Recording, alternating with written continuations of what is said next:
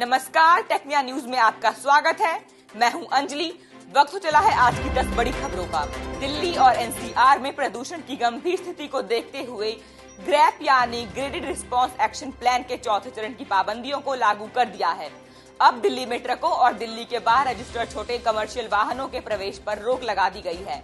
BS4 diesel वाहन भी दिल्ली में नहीं चलेंगे। CNG, LNG और इलेक्ट्रिक वाहनों पर ये रोक लागू नहीं होगी। किसी भी तरह के निर्माण और विध्वंस के कार्य भी नहीं किए जाएंगे। फ्लाईओवर और सड़कों के निर्माण कार्य भी बंद रहेंगे।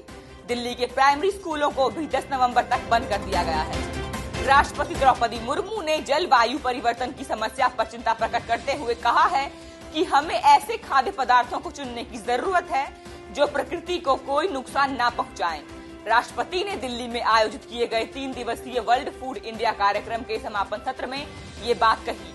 कार्यक्रम में लगभग 200 शेफ ने भारतीय पारंपरिक व्यंजनों को दुनिया भर के 80 से अधिक देशों के लगभग 1200 प्रतिभागियों के सामने प्रस्तुत किया। सशस्त्र बलों में अब महिला सैनिकों को मातृत्व और बच्चे की देखभाल के लिए मिलने वाला अवकाश महिला अफसरों के बराबर ही मिलेगा।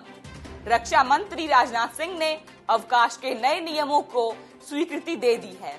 अब सेना में कार्यरत सभी महिलाओं को एक समान छुट्टियां मिलेंगी। महिला अधिकारियों को उनके पूरी नौकरी के दौरान 360 दिनों का मातृत्व अवकाश मिलता है। इस पहल से सेना में महिलाओं की समावेशी भागीदारी बढ़ेगी। दिल्ली सरकार ने अपने कर्मचारियों को दिवाली का तोहफा दिया है। केजरीवाल सरकार ने कर्मचारियों को दिवाली पर 7,000 रुपए बोनस देने का ऐलान किया है।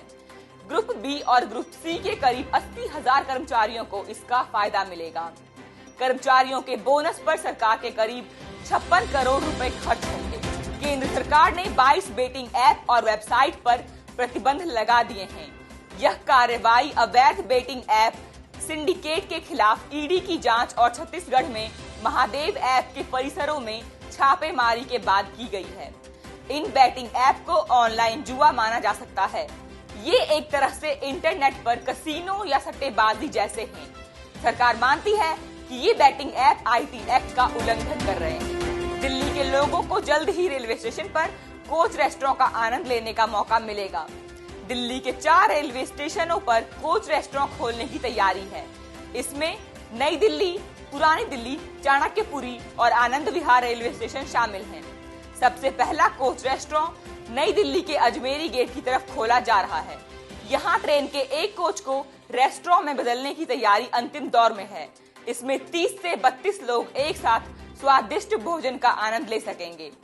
17 नवंबर से इसके शुरू हो जाने की उम्मीद है। भारतीय शिक्षण मंडल के दिल्ली प्रांत ने JNU के कन्वेंशन सेंटर में वर्तमान परिदृश्य में भारत ज्ञान परंपरा की प्रासंगिकता विषय पर एक कार्यक्रम का आयोजन किया।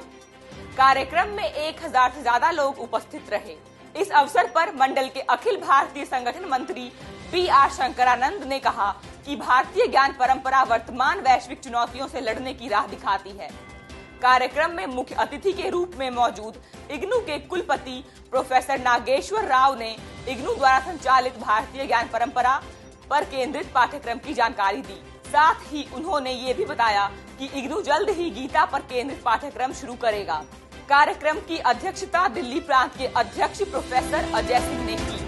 कोलकाता के ईडन गार्डन स्टेडियम में भारत और साउथ अफ्रीका के बीच खेले गए मैच में भारत ने साउथ अफ्रीका को करारी मात दी है। भारतीय टीम ने साउथ अफ्रीका को 327 रनों का टारगेट देकर केवल 83 रनों में ही ऑल आउट कर दिया। विराट कोहली ने शानदार शतकीय पारी खेली। वहीं रविंद्र जडेजा ने 5 विकेट अपने नाम किए। इस जीत के साथ ये तय हो गया है कि भारतीय टीम अंक तालिका में सबसे ऊपर रहेगी। अगर पाकिस्तान टेबल में चौथे नंबर पर पहुंच पाता है तो सेमीफाइनल भारत और पाकिस्तान के बीच भी हो सकता है। दक्षिण अफ्रीका के खिलाफ मैच में विराट कोहली ने शतक लगाकर अपने फैंस को अपने जन्मदिन का तोहफा दिया। विराट कोहली का ये अंतर्राष्ट्रीय वनडे क्रिकेट में 49वां शतक था। इसके साथ ही कोहली